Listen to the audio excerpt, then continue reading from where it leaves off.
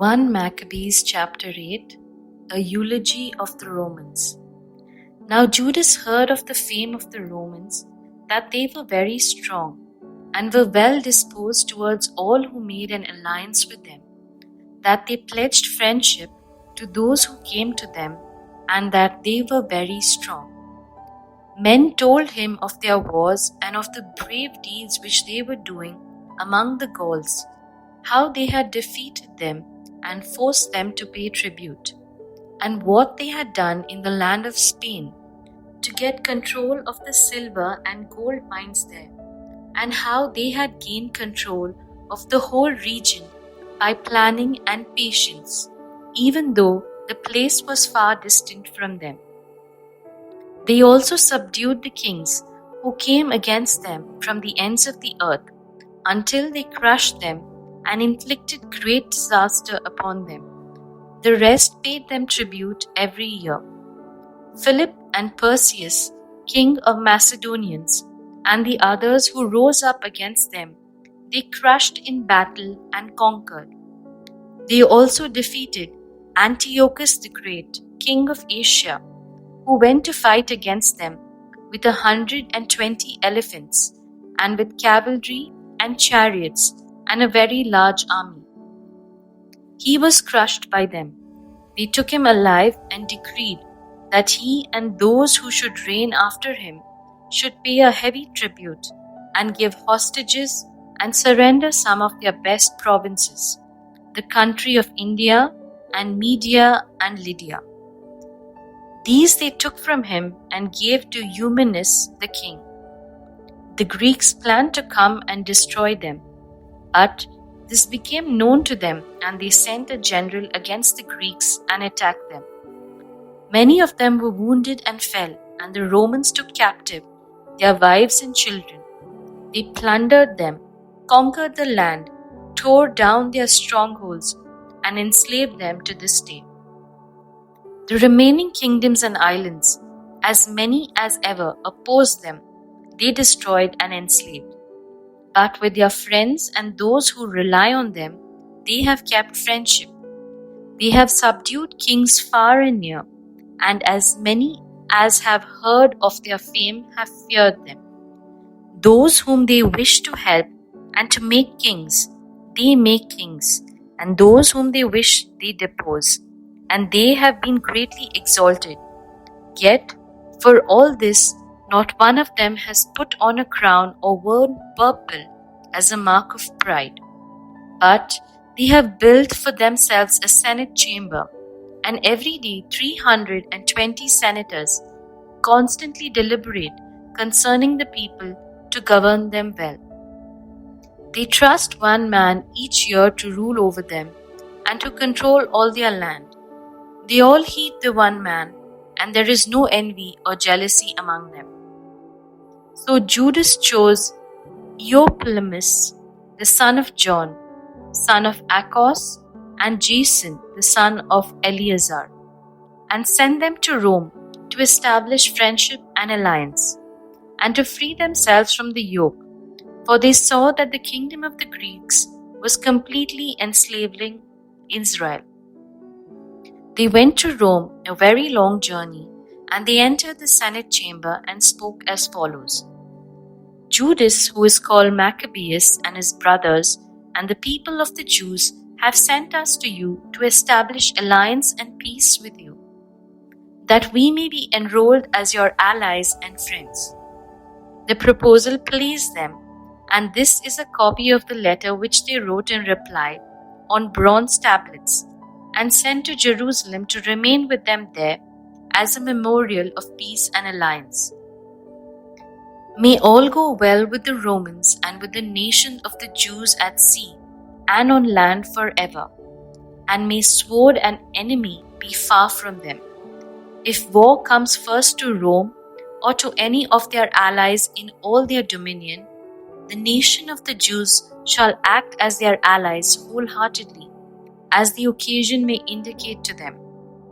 And to the enemy who makes war, they shall not give or supply grain, arms, money, or ships, as Rome has decided, and they shall keep their obligations without receiving any return.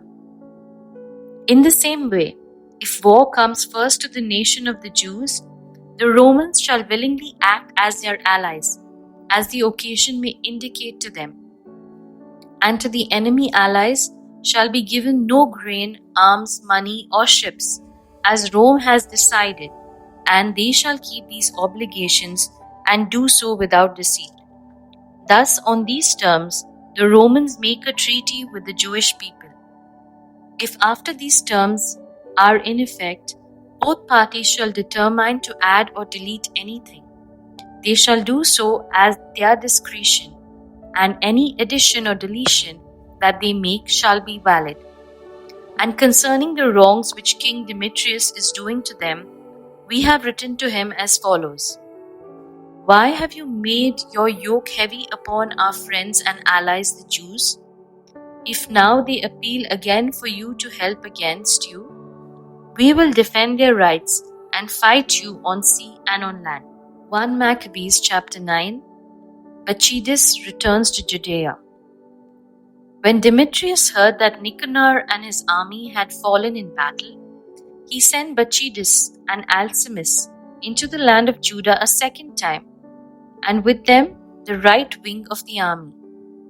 They went by the road which leads to Gilgal, and encamped against Mesaloth in Arbela, and they took it and killed many people.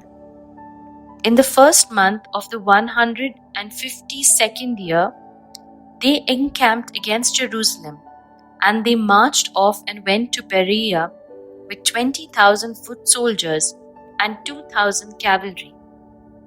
Now Judas was encamped in Elasa, and with him were 3,000 picked men.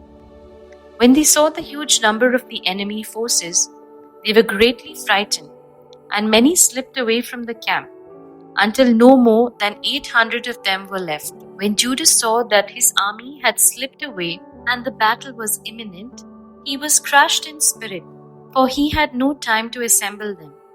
He became faint, but he said to those who were left, "Let us rise and go up against our enemies. We may be able to fight them." But they tried to dissuade him, saying, "We are not able. Let us rather save our own lives now, and let us come back with our brethren and fight them. We are too few." But Judas said, "Far be it from us to do such a thing as to flee from them. If our time has come, let us die bravely for our brethren, and leave no cause to question our honor." The last battle of Judas. Then the army of Bacchidus marched out from the camp and took its stand for the encounter. The cavalry was divided into 2 companies, and the slingers and the archers went ahead of the army, as did all the chief warriors. Bacchidus was on the right wing, flanked by the 2 companies. The phalanx advanced to the sound of the trumpets, and the men with Judas also blew their trumpets. The earth was shaken by the noise of the armies, and the battle raged from morning till evening. Judas saw that Bacchidus and the strength of his army were on the right. Then all the stout-hearted men went with him, and they crushed the right wing, and he pursued them as far as Mount Azotus. When those on the left wing saw that the right wing was crushed, they turned and followed close behind Judas and his men. The battle became desperate, and many on both sides were wounded and fell. Judas also fell, and the rest fled. Then Jonathan and Simon took Judas their brother and buried him in the tomb of their fathers at Modein, and wept for him. And all Israel made great lamentation for him. They mourned many days and said, "How is the mighty fallen, the Saviour of Israel?" Now the rest of the acts of Judas and his wars and the brave deeds that he did and his greatness have not been recorded, for there were many. Jonathan succeeds Judas. After the death of Judas, the lawless emerged in all parts of Israel, and all the doers of injustice appeared. In those days, a very great famine occurred, and the country deserted with them to the enemy. And Bacchidus chose the ungodly and put them in charge of the country. They sought and searched for the friends of Judas and brought them to Bacchidus, and he took vengeance on them and made sport of them. Thus there was great distress in Israel, such as had not been since the time that prophet ceased to appear among them. Then all the friends of Judas assembled and said to Jonathan, "Since the death of your brother Judas, there has been no one like him to go against our enemies, and Bacchidus, and to deal with those of our nation who hate us. So now we have chosen you today to take this place as our ruler and leader, to fight our battle." And Jonathan at that time accepted the leadership and took the place of Judas his brother. The campaigns of Jonathan. When Bacchidus learnt of this, he tried to kill him. But Jonathan and Simon his brother and all who were with him heard of it, and they fled into the wilderness of Tekoa and camped by the water of the pool of Ashva. Bacchidus found this out on the Sabbath day, and he with all his army crossed the Jordan. And Jonathan sent his brothers as leaders of the multitude, and begged the Nabateans, who were friends, for permission to store with them the great amount of baggage which they had. But the sons of Jambri from Medeba came out and seized John and all that he had, and departed with it. After these things it was reported to Jonathan and Simon his brother, "The sons of Jambri are celebrating a great wedding, and are conducting the bride, a daughter of one of the great nobles of Canaan, from Nadabath, with a large escort." And they remembered the blood of John their brother, and went up and hid under cover of the mountain. They raised their eyes and looked, and saw a tumultuous procession with much baggage. And the bridegroom came out with his friends and his brothers to meet them with tambourines and musicians and many weapons. Then they rushed upon them from the ambush and began killing them. Many were wounded and fell, and the rest fled to the mountain. They took all their goods. Thus the wedding was turned into mourning, and the voice of their musicians into a funeral dirge. And when they had fully avenged the blood of their brother, they returned to the marshes of the Jordan. When Bacchidus heard of this, he came with a large force on the Sabbath day to the banks of the Jordan. And Jonathan said to those with him, "Let us rise up now and fight for our lives, for today things are not as they were before. For look, the battle is in front of us and behind us. The water of the Jordan is on this side and on that, with marsh and thicket, and there is no place to turn. Cry out now to heaven, that you may be delivered from the hands of our enemies." So the battle began, and Jonathan stretched out his hand to strike Bacchidus, but he eluded him and went to the rear.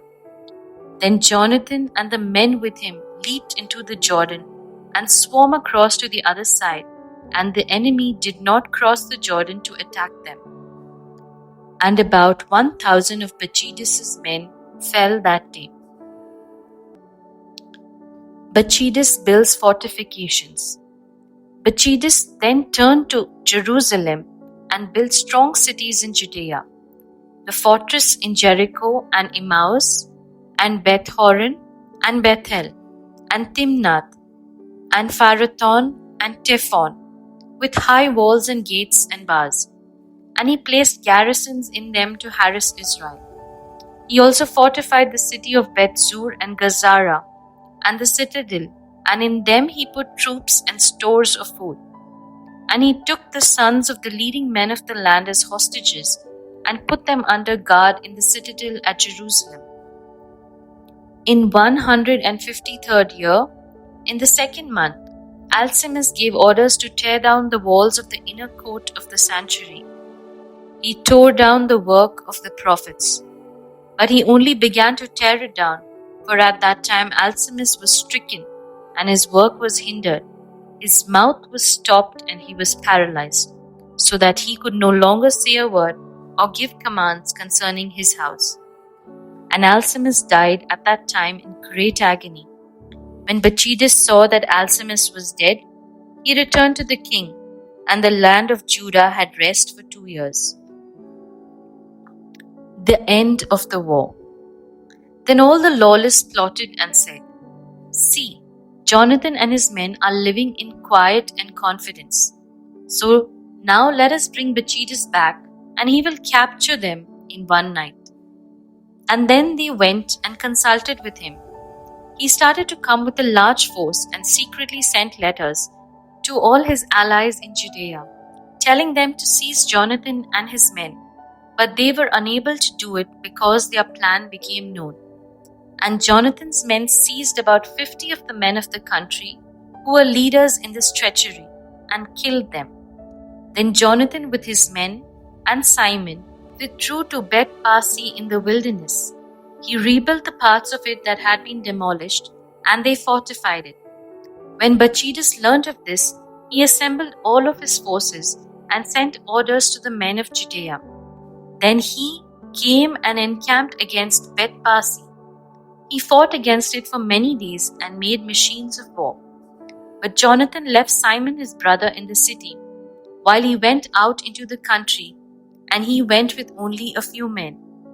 He struck down Odomera and his brothers and the sons of Phaseron in their tents. Then he began to attack and went into battle with his forces, and Simon and his men sallied out from the city and set fire to the machines of war. They fought with Bacchides, and he was crushed by them. They distressed him greatly, for his plan and his expedition had been in vain. So he was greatly enraged at the lawless men who had counseled him to come into the country, and he killed many of them. Then he decided to depart to his own land. When Jonathan learnt of this, he sent ambassadors to him to make peace with him and obtain release of the captives. He agreed and did as he said, and he swore to Jonathan that he would not try to harm him as long as he lived. He restored to him the captives whom he had formerly taken from the land of Judah. Then he turned and departed to his own land and came no more into their territory. Thus the sword ceased from Israel, and Jonathan dwelt in Michmash. And Jonathan began to judge the people, and he destroyed the ungodly out of Israel. Maccabees chapter 10. Revolt of Alexander Epiphanes. In the 160th year, Alexander Epiphanes, the son of Antiochus, landed and occupied Tolomi.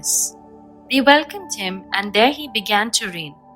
When Demetrius the king heard of it, he assembled a very large army and marched out to meet him in battle.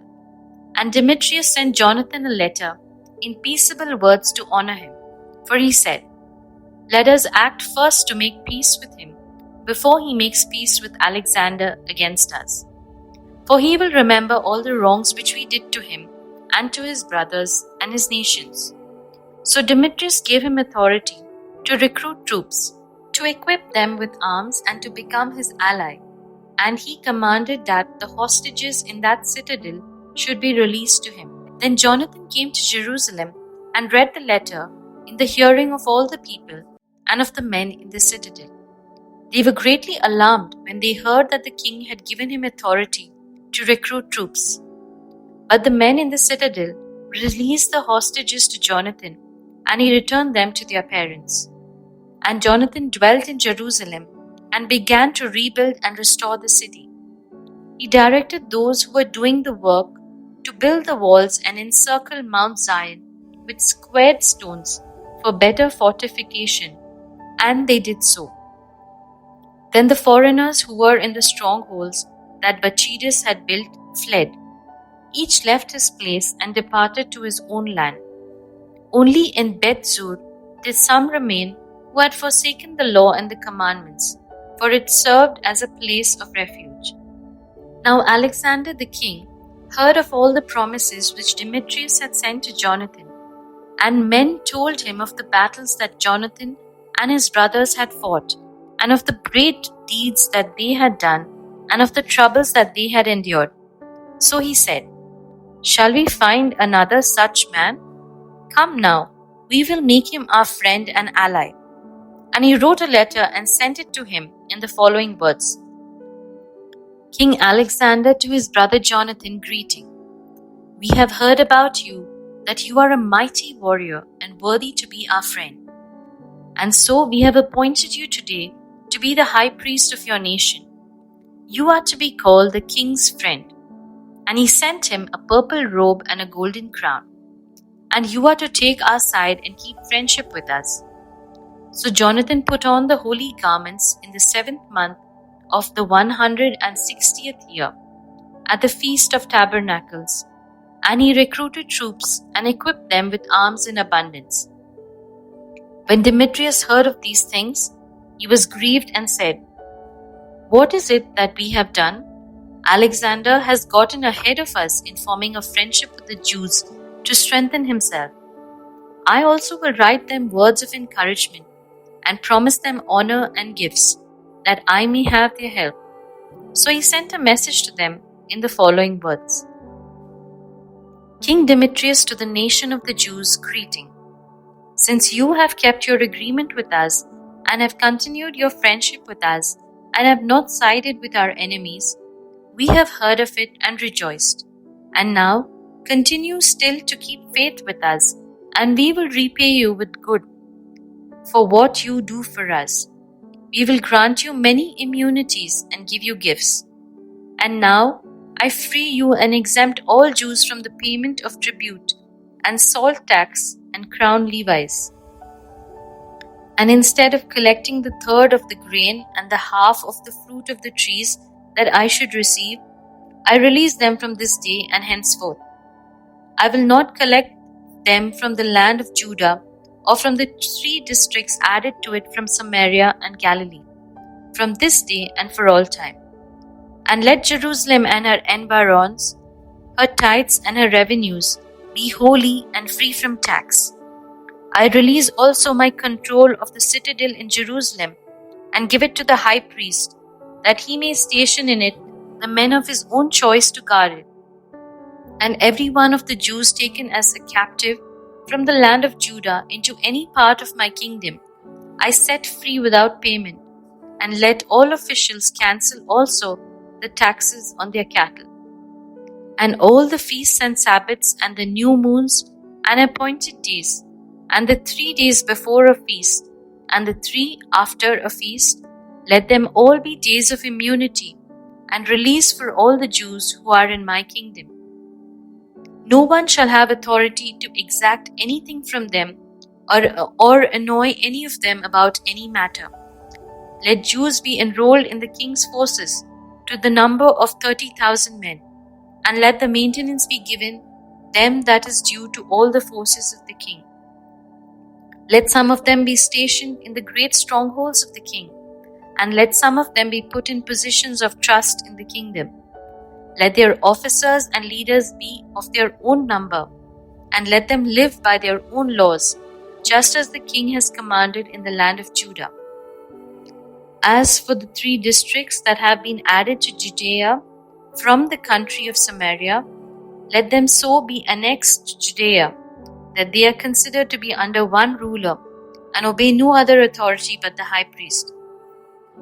Tolomi and the land adjoining it I have given as a gift to the sanctuary in Jerusalem, to meet the necessary expenses of the sanctuary. I also grant 15,000 shekels of silver yearly out of the king's revenue from appropriate places, and all the additional funds which the government officials have not paid as they did in the first year. They shall give from now on for the service of the temple. Moreover, the 5,000 shekels of silver, which my officials have received every year from the income of the services of the temple, this too is cancelled, because it belongs to the priest who ministers there.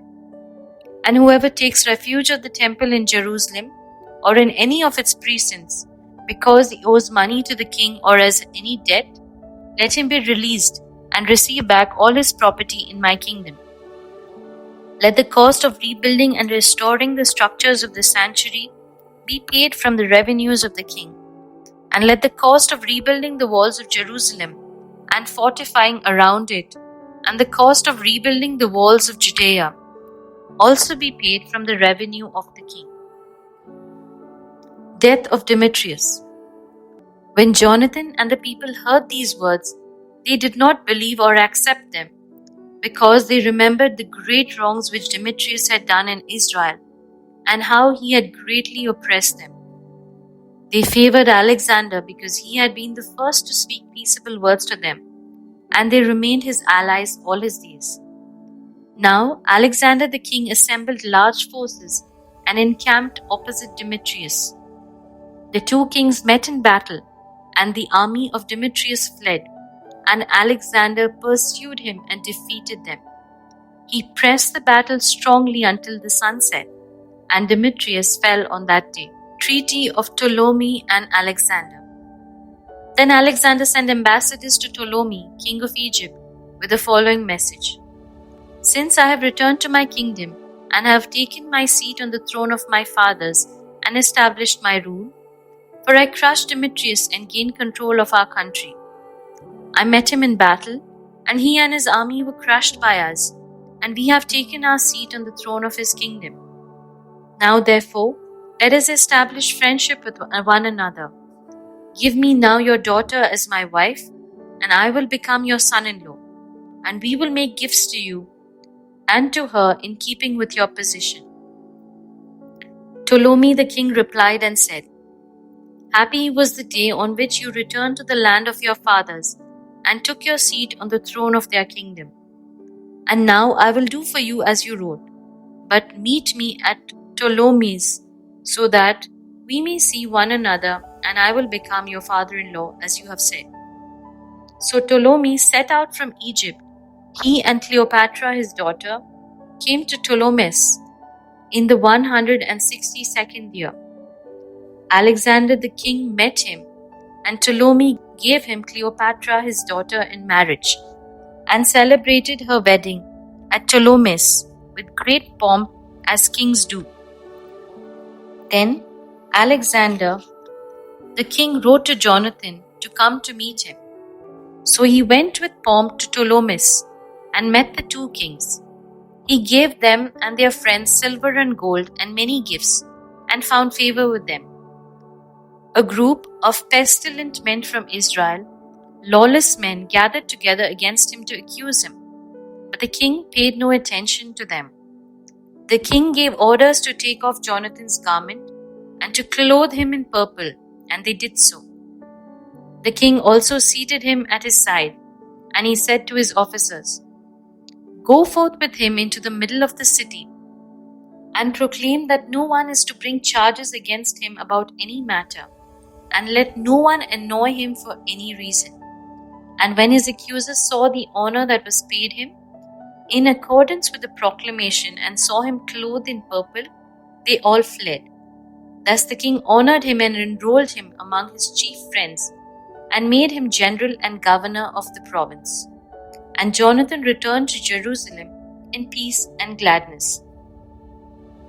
Apollonius is defeated by Jonathan.